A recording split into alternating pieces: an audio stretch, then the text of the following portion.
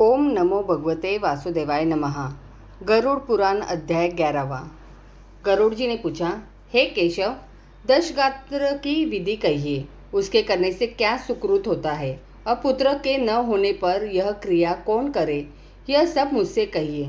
श्री भगवान ने उत्तर दिया, हे गरुड़, सुनो, मैं तुमसे दशगात्र की विधि कहता हूँ, जिसके करने से सत्पुत्र पिता के ऋण से मुक्त हो जाता है।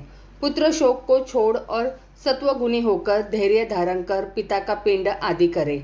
आंसू न बहावे। बांधवों से त्याग किए गए खकार और आंसू को प्रेत बाध्य होकर खाते हैं, इसलिए शोक के कारण व्यर्थ हो रोना नहीं चाहिए। मनुष्य 1000 वर्ष तक रात दिन शोक करे तब भी मरा हुआ कभी भी नहीं दिखाई देगा। जन्मे हुए की निश्चय मृत्यु होती है और मरे हुए का निश्चय जन्म होता है। अंथा अनिवार्य आवागमन के लिए पंडित कदापि शोक न करे। देवी अथवा मानुषी ऐसी कोई विधि नहीं है जिससे मरा हुआ जीव फिर यहाँ आवे। अनिवार्य होने वाली भावी का आदि यदि कुछ भी उपाय होता तो राजा नल, रामचंद्र और युधिष्ठिर दुख से युक्त न होते। अपने शरीर से भी किसी के साथ किसी की तरह अत्यंत सहवास नहीं होता है तथा तो पृथक जनों का क्या कहना है। जैसे कोई यात्री छाया का सहारा लेकर विश्राम करता है और विश्राम लेकर फिर अपने मार्ग पर चल देता है, ऐसे ही प्राणियों का संबंध और आवागमन है। प्रातःकाल जो भोजन योग्य वस्तु बनाई जाती है, सायंकाल में वह नष्ट हो जाती है। उस अन्न के रस से पुष्ट शरीर में भी क्या स्थिरता है।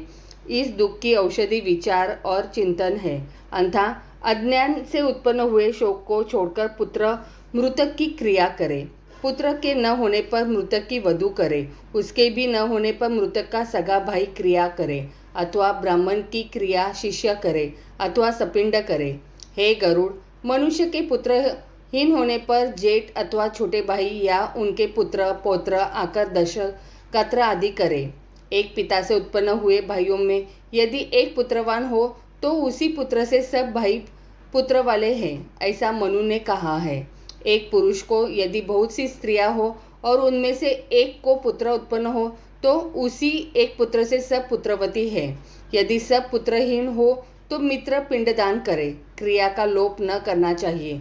मित्र भी न हो तो पुरोहित पिंडदान करे। कोई स्त्री या पुरुष जो इष्ट मित्र की क्रिया करता है तो वह अनाथ प्रेत के संस्कार के करने के कारण कोटि यज्ञों के फल का भागी होता है। हे गरुड़, पुत्र को पिता का दशगात्र आदि करना चाहिए। ज्येष्ठ पुत्र के मरने पर अति स्नेह से पिता दशगात्रादि न करे। जो बहुत से पुत्र होवे तो सब दशगात्रादि विधि का एक पुत्र करे। दशगात्र, सपिंडी तथा 16 श्राद्ध इन सबों को एक ही पुत्र करे। धन विभाग होने पर भी एक पुत्र ही को सब दशगात्रादि कृत्य करना चाहिए, परंतु संवत्सर श्राद्ध आदि जिनमें संपत्ति का विभाग हो गया हो उन सबको पृथक पृथक करना चाहिए। इसलिए ज्येष्ठ पुत्र भक्ति पूर्वक दशगात्र करे और दशगात्र करने तक नित्य एक बार भोजन करे। भूमि में सोवे, सदा शुद्ध रहे तथा ब्रह्म के ध्यान में तत्पर रहे। 7 बार पृथ्वी की परिक्रमा करने से जो फल प्राप्त होता है वह फल माता पिता की क्रिया करने से पुत्र को प्राप्त होता है। दशगात्र को आरंभ कर जब तक बरसी हो तब तक पुत्र एकाहारी, भूमिशाही आदि क्रिया करता रहे तो गया श्राद्ध का फल प्राप्त होता है। कुएं, तालाब अथवा बगीचे, तीर्थ में, देवालय में जाकर मध्यम प्रहर में बिना मंत्र के स्नान करे। शुद्ध होकर वृक्ष के मूल में दक्षिणाभिमुख स्थिर होकर वहां वेदी बनावे और गोबर से लिपे। उसमें पत्ते पर कुशा के ब्राह्मण को स्थापित कर पाद्य आदि से उनकी पूजा करे। अत शिव पुष्पम षडशम इत्यादि मंत्र पढ़कर प्रणाम करे तथा उस कुश के आगे पिंड के लिए कुश का आसन और उसके ऊपर नाम गोत्र कहकर पिंड धरे। चावल के भात से अथवा जौ के आटे से पुत्र पिंड को बनाए। इसके बाद खस, चंदन और ब्रूडराज के फूल उसके ऊपर चढ़ावे। फिर धूप, दीप, नैवेद्य, तांबुल और दक्षिणा उसके आगे समर्पित करे। काक, अन्न, दूध और पानी पात्र में रखे और जल की अंजलि दे और कहे कि अमुक नामन प्रेताय मच्छतम मुपतिष्ठतु। अमुक नामक प्रेत को मेरी दी हुई श्राद्ध वस्तु प्राप्त हो। अन्न और जल अथवा और जो वस्तु भी प्रेत शब्द से दी जाती है वह मृतक को आनंद देने वाली होती है।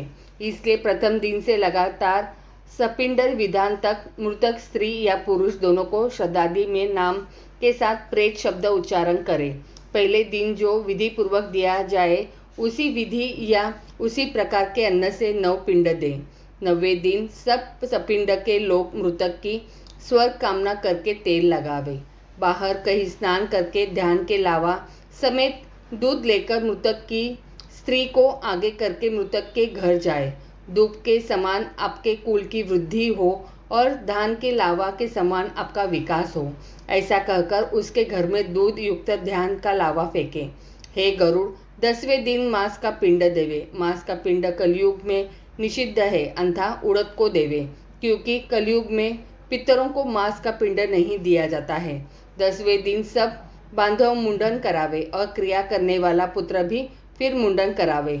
10 दिन तक एक ब्राह्मण को मिष्टान भोजन करावे और हाथ जोड़ हरि का ध्यान कर प्रेत की मुक्ति की प्रार्थना करे। तीसी के फूल के समान कांति वाले और पीत वस्त्र धारण करने वाले और अच्युत अविनाशी विष्णु भगवान गोविंद को जो लोग नमस्कार करते हैं उन्हें भय नहीं होता है। आदि और अंत से रहित और षड चक्र तथा गदा को धारण किए अक्षय पुंडरीकाक्ष देव विष्णु आप प्रेत को मुक्ति देने वाले होवे। इस प्रार्थना के मंत्र को श्राद्ध के अंत में प्रतिदिन पढ़े। स्नान करके घर जाए और गौ ग्रास देकर स्वयं भोजन करे। इति श्री गरुड़ पुराण 11वां अध्याय संपूर्ण हुआ।